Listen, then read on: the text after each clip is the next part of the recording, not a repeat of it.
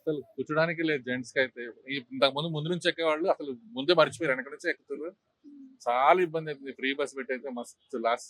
Okay. చాలా కష్టంగా అంటే ఉంది. మనకి కేసీఆర్ గవర్నమెంట్ ఉన్నప్పుడు ఈ ఫ్రీ పథకాలన్నీ లేకుండే కదా, లేదు. మరి అప్పుడు మంచిగా ఉందా ఇప్పుడు మంచిగా? అప్పుడే బాగుందమ్మా. ఆడవాళ్ళు అప్పుడు క్రమశిక్షణతో ఉండేవాళ్ళు, ఇప్పుడు లేదు. మొత్తం ఫస్ట్ నుంచి లాస్ట్ దాకా వాళ్ళే కూర్చుంటారు. బస్సుల దగ్గర మాత్రం చాలా ఇబ్బంది అవుతుంది. వేరే విషయాలు నాకు తెలియదు కానీ బస్సుల దగ్గర మాత్రం చూడండి, ఎక్కే వాళ్ళు అందరూ లేడీస్ అందరూ వెనక నుంచే ఎక్కుతారు. అసలు మర్యాద లేదు, జెంట్స్ కి అసలు మర్యాద లేదు, ఏం లేదు, రెస్పెక్ట్ ఇస్తలేదు. అస్సలు లేదు.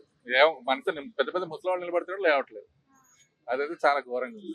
మిగతా అంటే విషయాలు ఇంత జరుగుతుంది కదా రాష్ట్రంలో, అంటే నాట్ ఓన్లీ బస్సు, ఇంకా చాలా ప్రాబ్లమ్స్ ఉన్నాయి కదా, ఏదైతే చాలా విషయాలంటే నేను ఎక్కువ చూడను. ఫ్రీ కరెంట్ ఉంది మనకి, అది మంచిదే కదా, పర్లేదు, ఇస్తే బీద వాళ్ళకి ఇస్తే పర్లేదు, ఫ్యాక్టరీలు గట్రా ఇస్తే మంచిదే, రైతులకు ఇస్తే మంచిది. అందుకంటే ఇంట్లో వాళ్ళకి ఏం పర్లేదు కానీ రైతులకు ఫ్రీగా ఏది ఇచ్చినా పర్లేదు. జై కిసాన్, జై జవాన్ జై కిసాన్ అనేది మంచి పద్ధతి. మిగతా అన్ని ఇచ్చినా ఒకటే చెప్పినా ఒకటే, ఏంలో వేస్ట్ గా తినడం అంతే. 5 రూపాయలు అన్నం పెడుతుర్రు, కొంతమంది రూపాయికే పెడుతుర్రు. అవన్నీ బద్దకసం చేయడం తప్ప వేరే ఏం లేదు. అంటే ఇప్పుడు అసెంబ్లీ సెక్షన్స్ కూడా జరుగుతున్నాయి కదా, మీకు ఐడియా ఉందా? తెలియదు మా, అవన్నీ ఎక్కువ పట్టించుకొని నేను. అదే కేసీఆర్ ఉన్నప్పుడు మనకి రైతులకి మీరు చెప్పినట్టుగానే రైతు బంధు, రైతు బీమా, రైతు భరోసా, దళిత బంధు లాంటి పథకాలు ఇచ్చేవాళ్ళు కదా, మరి అది మేలైన పథకాలా, లేదా ఇప్పుడు ఫ్రీ బస్సు, ఫ్రీ కరెంటు, 500 రూపాయల గ్యాసు, ఇవి Waste మా. రైతుకి ఎంత చేసినా తక్కువే అమ్మా, రైతుకి ఎంత చేసినా తక్కువే. మనం మిగతా ఏవైనా ఏవి చేసినా వేస్ట్.